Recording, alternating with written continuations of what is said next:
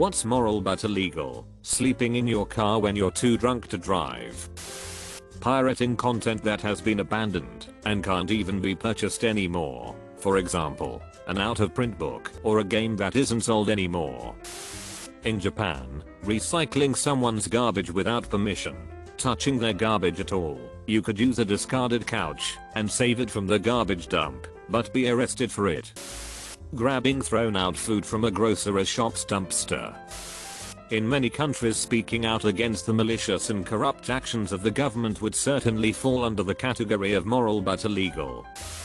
As an American doctor who takes Medicare, I'm not allowed to waive fees for procedures or charge a patient less than what our officially set rates are, even if they don't have insurance. I'm also not allowed to ask a doctor from a different practice what a certain insurance company pays them for a service, as this has been deemed antitrust.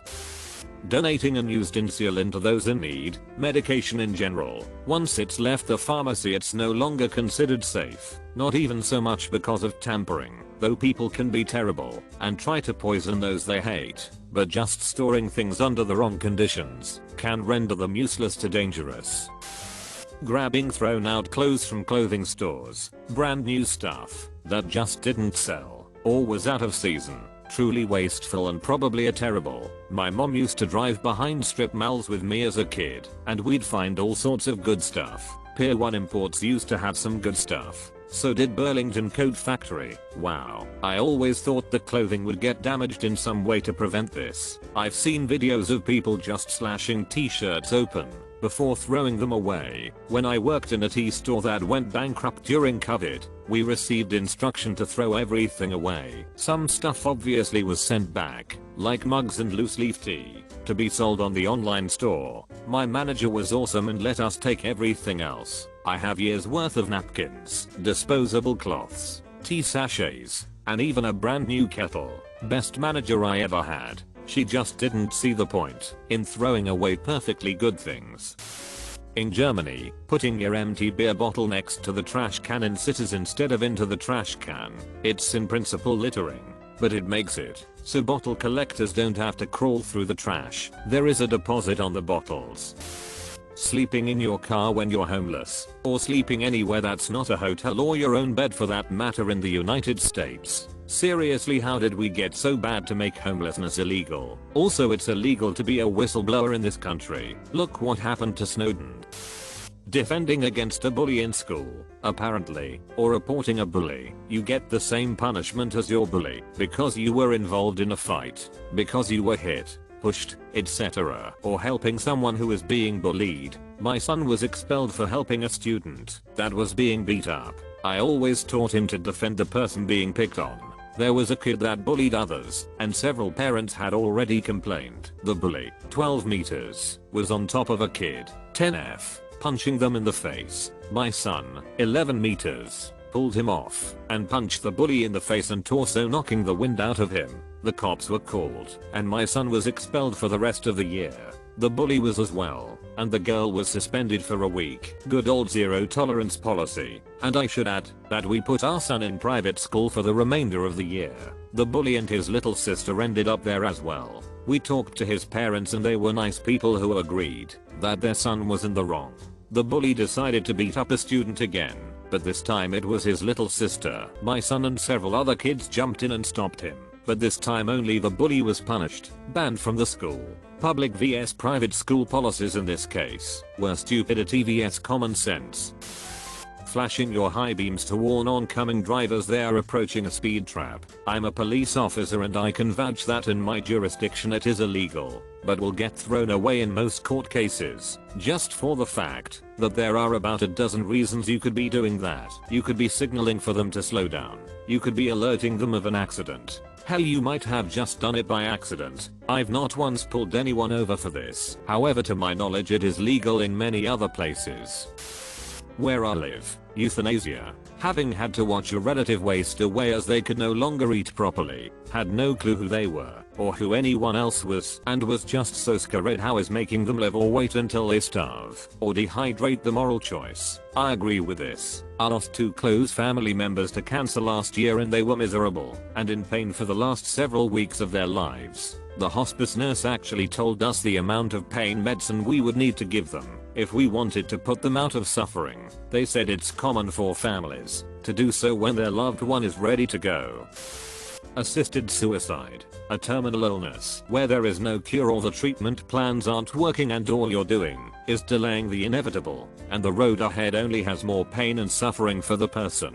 There is a point where it feels cruel to keep them alive. The option for having a painless way to go out in a safe environment should be there. Mental illness is the gray area. It's harder to pinpoint a definitive. This is where it becomes an option point for depression, anxiety, OCD, etc. because it is so variable. My mom had terminal ovarian cancer and died when I was 11. The tumors were very large and did so much damage to her intestines and spread to them that they had to remove a very large amount of her colon and she ended up with a colostomy bag and urine bag. She couldn't keep any solids down and would even throw up many liquids and soups. After about a year from her diagnosis, by the time she was close to dying, she was basically a skeleton and didn't even have the strength to lift a cup to get herself a drink. She essentially starved to death, while the tumors that had metastasized and drained what life left she had left out of her made her life a living hell. Her last day she went into shock and was staring off into the distance, unable to move or speak words. Then she stopped breathing and finally was free of the suffering. Knowing the slow, horrible, agonizing death that she had to endure makes me feel a lot of anguish and anger that she had to go through that. No one should be forced to live through that with an inevitable death down the line. Not letting people die peacefully when the alternative is that is abhorrently immoral. Period. Stealing animals that are abused or neglected. I feel like determining abuse is a gray area that I would prefer being up to officials than random citizens. People get so crazy they deem any outdoor dog abused, obviously chained up, malnourished or injured animals should be reported to a shelter or animal rights group to be investigated and saved. But breaking and entering is a no-go. Refilling parking meters for other people. Years ago, I worked in an affluent town where parking spots were at a premium. This town also had a notoriously efficient parking enforcement troop. As I mentioned, this was an affluent town, so the real crimes, domestic abuse, assaults, etc., were rarely reported to keep property values high. I digress. Sometimes I would get to park a block or 2 out of my way to park on a residential street that didn't require a permit. Otherwise I would be forced to feed the meter $2 for 2 hours. Then after $4 for 4 hours. If you didn't move your car, then you would find a citation on your windshield without exception.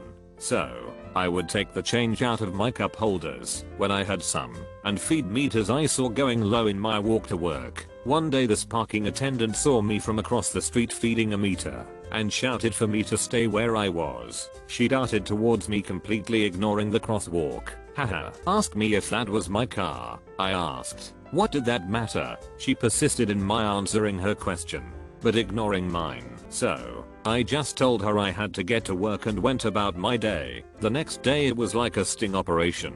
I fed 2/4 into a meter I saw had only 20 minutes remaining. No sooner did I turn the handle than she came up behind me from the side alley. She's shouting at me like I had smashed storefront windows with Molotovs. Next thing I know, she is berating me about how much I was costing her personally and the town in lost revenue by doing this for the past few weeks. She wrote me a damn citation for almost $100. I of course went to the magistrate to fight it, and he dismissed it without a thought. Felt good until she found out what car was mine and was Johnny on the spot with parking tickets from then on. Fun fact, the town soon after raised enough money to install digital solar powered meters so they could just automatically fine you the microsecond the time limit lapsed. However, by accident I realized that the machines were inoperable on overcast days. So, on my way home from work, town was almost deserted by 9 PM. I took egg and charcoal from the kitchen I worked and would rub that on every meter I walked by. Never once was I stopped for vandalism.